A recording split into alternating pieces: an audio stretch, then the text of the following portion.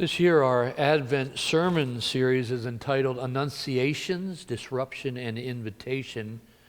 It's also based on an Advent study that I, along with a few of my colleagues at Presbyterian Disaster Assistance, wrote this past spring. And each Sunday, we're going to focus on one of the birth narrative characters. Today's Zechariah, next week is Elizabeth, and then Joseph and Mary. Each of them experienced an annunciation, which we're defining as an announcement. And after the angel of the Lord delivers a message to them, there is a disruption. Each of these characters had something significant happen to them, and finally there's an invitation. The invitation is to embody a greater faithfulness. Now we're going to take a look at the message from the angel, the disruption that it causes, and the invitation.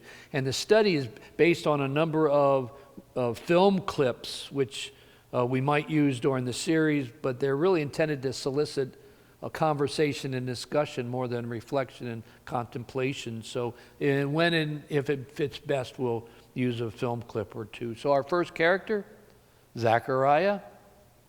Who is Zechariah? What do we know about him? And what should we know about him? First, we know he's a priest. Priests were the descendants of the tribe of Aaron, who, you might recall, was the first priest of Israel. And Aaron was the brother of Moses, the Moses who led them out of the land of Egypt. The priest was someone whose responsibility included temple sacrifices, taking care of the temple, and then leading the temple service.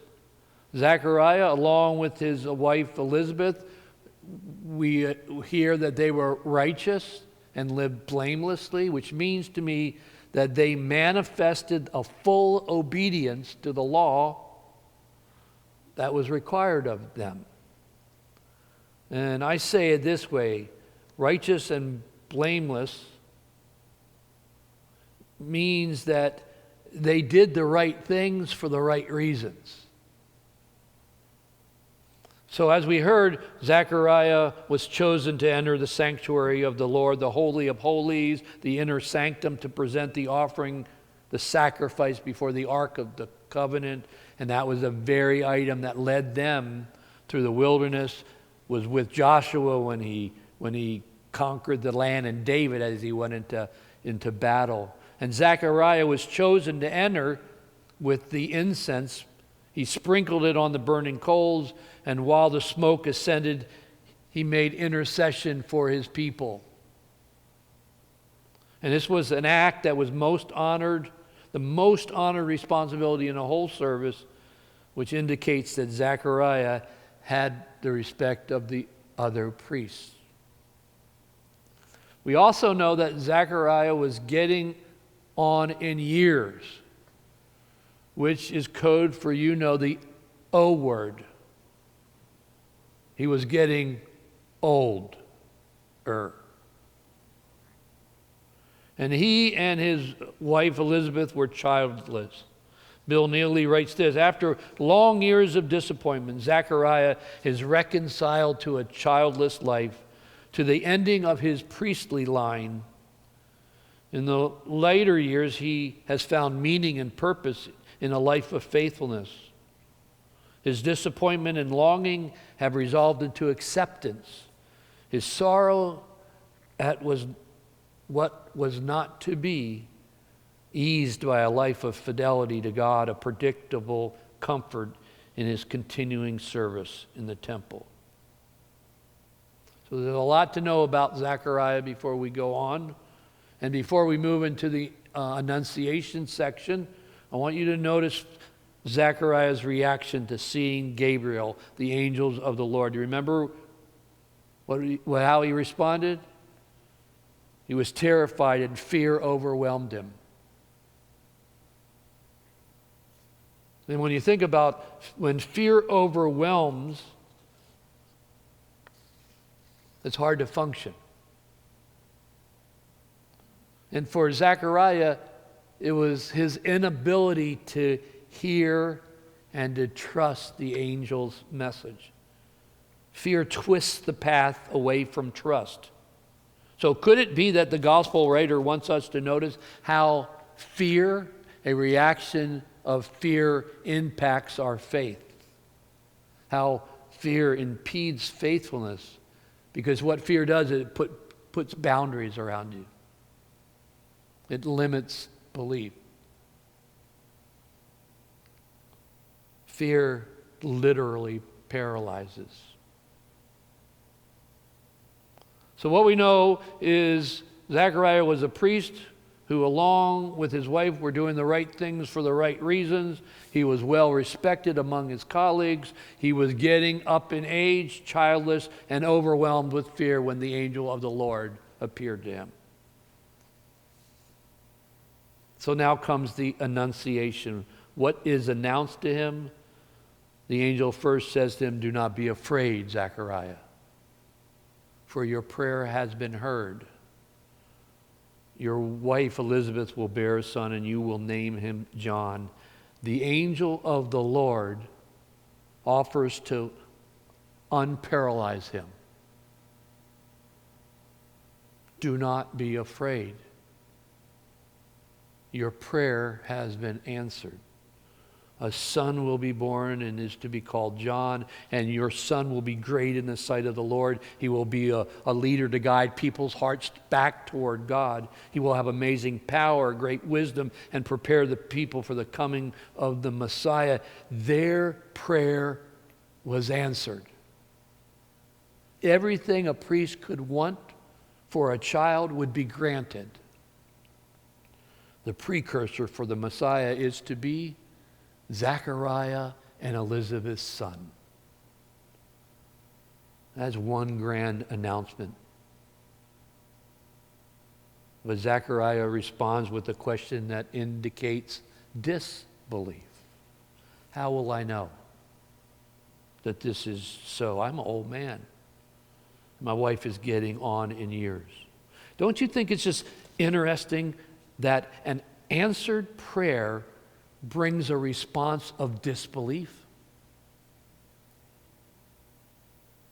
It seems to me that just the opposite should occur.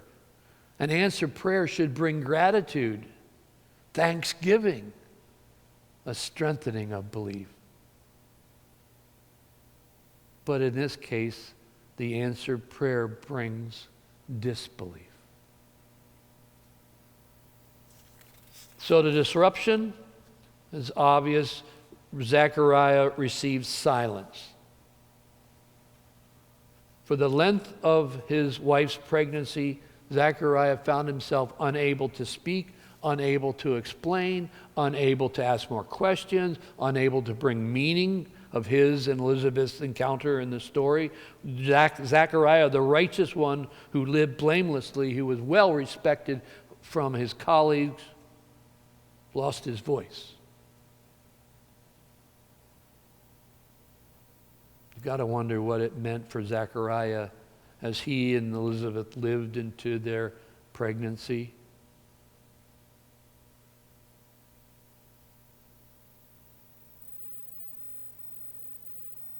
Zechariah's life was disrupted by the loss of his voice.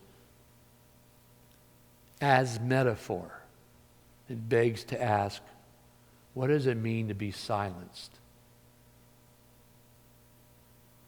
What does it mean not to be able to voice your opinion on important matters, not to be able to participate in meaningful conversation, not even be able to argue with me?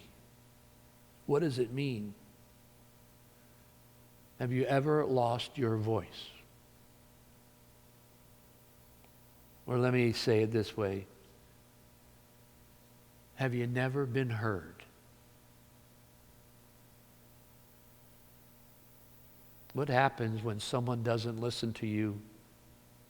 When you offer solid advice or give instructions, share wisdom, but your voice is silence. It goes in one ear and out the other. What happens to the range of emotions? They vary from frustration to feeling belittled, being resentful, disrespected, unworthy, and betrayed. I get so perturbed because there is something I can offer. My voice has value, so not being heard, being silenced is very disruptive.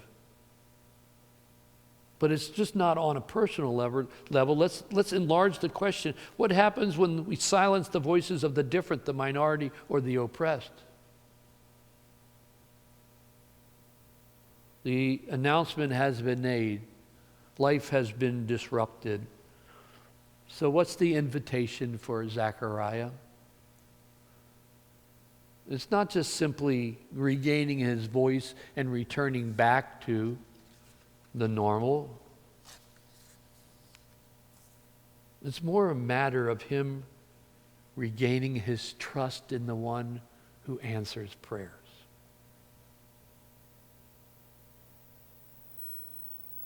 And by naming his son John, as he has been instructed in the announcement, Zechariah now becomes a faithful participant in God's redeeming of creation. Zechariah becomes full of the Holy Spirit.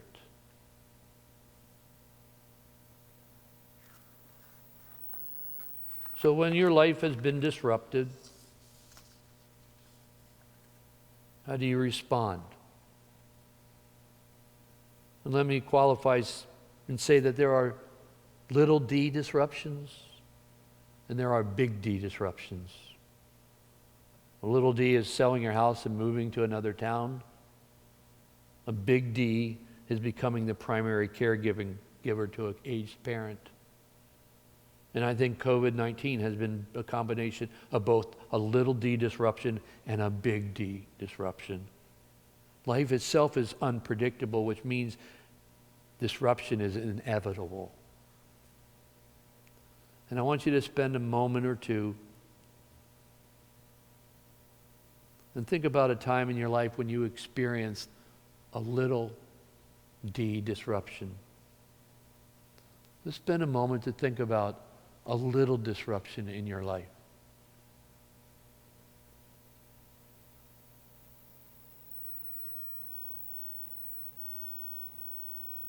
Now, if you would, think about a time when you've experienced a big disruption. And perhaps that big disruption is occurring to you right now.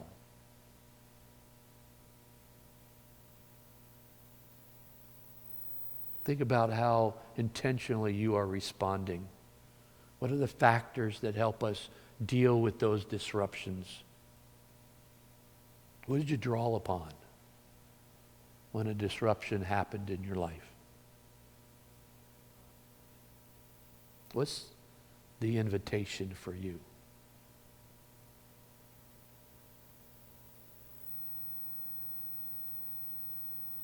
Perhaps it's to draw upon your very best selves, to use the full capacities of your resources, to use your unique strengths.